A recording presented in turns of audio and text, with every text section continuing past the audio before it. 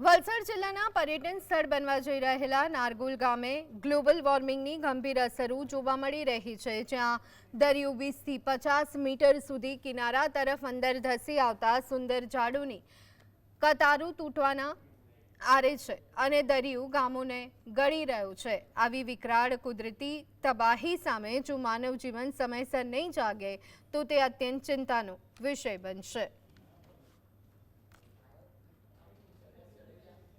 ગામના દરિયો દર વર્ષે 10-15 મીટર અંદર આવી રહ્યો છે અને દર વર્ષે આ જે બધા ઝાડ છે એક એક લાઈન દર વર્ષે પડતી જાય છે અને આગળ જતા ચિંતાનો વિષય બની રહેશે અમારા માટે, એટલે એના માટે કંઈક થવું જોઈએ।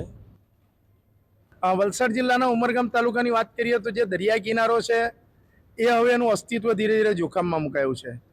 આ વર્ષે જે તબાહી હતી, ગામડાઓમાં પૂર આવ્યા હતા, પરંતુ તે જે કાંઠા વિસ્તાર છે, દરિયા કિનારો જે છે એ લગભગ 10-10 મીટર સુધી અંદર સુધી ધોવાઈ ગયો છે। આ વખતે દરિયાએ જે છે તે રૌદ્ર સ્વરૂપ બતાવ્યું અને એના કારણે દરિયો જે છે એ 10 થી 15 મીટર સુધી અંદર ધસી આવ્યો છે। મોટા પાયે ઝાડોને નુકસાન થયું છે અને દર વર્ષે એક ઝાડોની જે લાઈન છે એ હવે નષ્ટ થઈ રહી છે। આ એક ગ્લોબલ વોર્મિંગની સમસ્યા કહો કે દરિયો જે છે તે પોતાનું સ્થાન છોડીને ગામમાં ઘૂસી રહ્યો છે।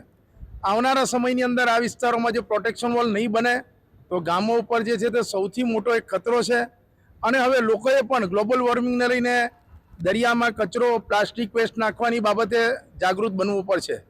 રાજેશ પાવસ્કર, GSTV, ઉમરગામ।